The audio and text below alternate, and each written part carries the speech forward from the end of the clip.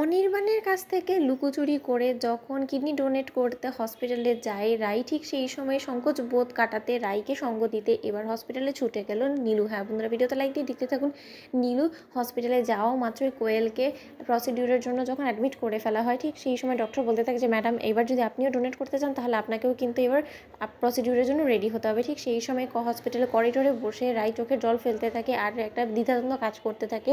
রাই ভাবতে থাকে যে আমি অনির্বাণের কাছ থেকে এত বড় একটা জিনিস লুকিয়ে করার চেষ্টা করছি, কিন্তু এর ফল কি হবে সেটা আমি খুব ভালো করেই জানি। অনির্বাণ হয়তো বা গোটা জীবনের জন্য আমার কাছ থেকে মুখ ফিরিয়ে নিবে, ও হয়তো বা কোনোদিনও আমার সাথে সুখে ঘর সংসার করতে চাইবে না, কিন্তু আমি কি করতে পারি, আমি এতটা পাষণ্ড তো অন্তত হতে পারি না। ওদিকে নীলু করিডোরে গিয়ে রাইকে খুঁজে বের করে বলতে থাকে যে রাই দিদিভাই, আমি ঠিক ধরেছিলাম যে তুই হয়তো বা নিজের ভবিষ্যৎ জীবন নিয়ে চিন্তা করবি আর এরকম একটা দ্বিধাদ্বন্দ্ব তোর মাঝখানে কাজ করবে, তাই তোর এই দুঃসময়ে তোকে সঙ্গ দিতে আমি এখানে চলে এসেছি। আমি জানি যে সকলে আমাকেই ভুল বুঝবে, তুইও হয়তো আমাকে ভুল বুঝবি, তুই হয়তো এটাই ভাবছিস যে না তোকে মৃত্যুর দিকে আমি ঠেলে দেওয়ার জন্য এবার উদ্বিগ্ন হয়ে রয়েছি, সেরকমটা নয় দিদিভাই। আমি চাই যে তুই এবং কোয়েল দুজনই সুস্থ সবল স্বাভাবিক জীবনে ফিরে, কিন্তু তা সত্ত্বেও তোর এই দুর্দিনে আমি যদি তোর পাশে না থাকি তাহলে হয়তো বা এটা যথেষ্ট পরিমাণ অমানবিক হয়ে যাবে, তার জন্য আমি এখানে এসেছি, এছাড়া কোনো কিছুই না। রাই দিদিভাই তুই কী ভাবছিস বলতো, এরকম চোখের জল ফেলছিস কেন বলতো? তুই একটা সিদ্ধান্ত নিয়েছিস যে না, তুই যে কোনো মূল্যেই হোক না কেন কোয়েলকে বাঁচাতে নিজের কিডনি ডোনেট করবি, তাহলে এর মধ্যে তোর তো দ্বিধাদ্বন্দ্ব বোধ কাজ করার কোনো কথা না। তুই কী ভাবছিস জনি দাদাভাই তোর দিকে আর মুখ ফিরেও কোনো দিনও তাকাবে না?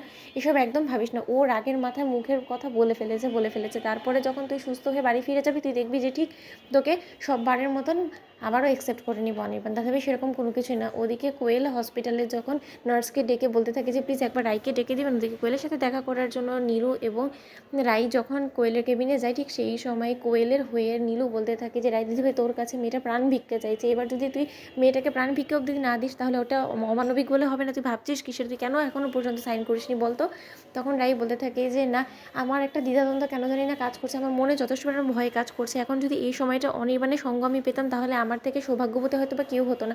আমি ওটিতে যাওয়ার আগে শেষবারের মতন অনির্বাণের সাথে একবার কথা বলতে চাই। ওদিকে নীলু বলতে থাকে যে হায় ঠাকুর, এই মুহূর্তে দাঁড়িয়ে যদি অনির্বাণ দাদাভাই কোনো মতে ভুলক্ষরে যদি সব কিছুর সম্পর্কে জানতে পেরে যায় তাহলে আর রক্ষে থাকবে না, তাহলে তো ওটিতে যাওয়াটাই হবে না রাই দিদিভাই, আমাদের গোটা প্ল্যান চপাট হয়ে যাবে। ওদিকে কোয়েল যখন বারবার করে রাইয়ের কাছে মিথ্যে কান্না কেঁদে বলতে থাকে যে রাই তোমার যদি ইচ্ছের বিরুদ্ধে হয় এই সিদ্ধান্ত, তাহলে আমি বলবো প্লিজ তুমি এক্ষুনি এখান থেকে আমাকে বাড়ি ফিরিয়ে নিয়ে যাও, কারণ সেটাই বরঞ্চ বেস্ট সিদ্ধান্ত হবে। আমি চাই না যে আমার কারণে তোমার এবং অনির্বাণের মাঝখানে কোনো রকম কোনো অশান্তি হোক। আমি বলছি তোমার কাছে দোহাই লাগে, তুমি প্লিজ আমার কথাটা শোনো। ওদিকে নীলু বলতে থাকে যে তুমি কী সব বলছো বলো তো কোয়েল, তুমি আর 4-5টা মানুষের সাথে আমার রায় দিদিভাইকে একদম গুলিয়ে ফেলার চেষ্টা করো না, কারণ আমার রায় দিদিভাই সমাজের কাছে একটা দৃষ্টান্ত হয়ে থাকবে চিরকাল। আমি খুব ভালো করে জানি যে আমার রায় দিদিভাই সকলের জন্য করে, তোমার জন্য করবে। তখন তো ভিডিও ভালো লাগলে লাইক শেয়ার সাবস্ক্রাইব করতে ভুলো না।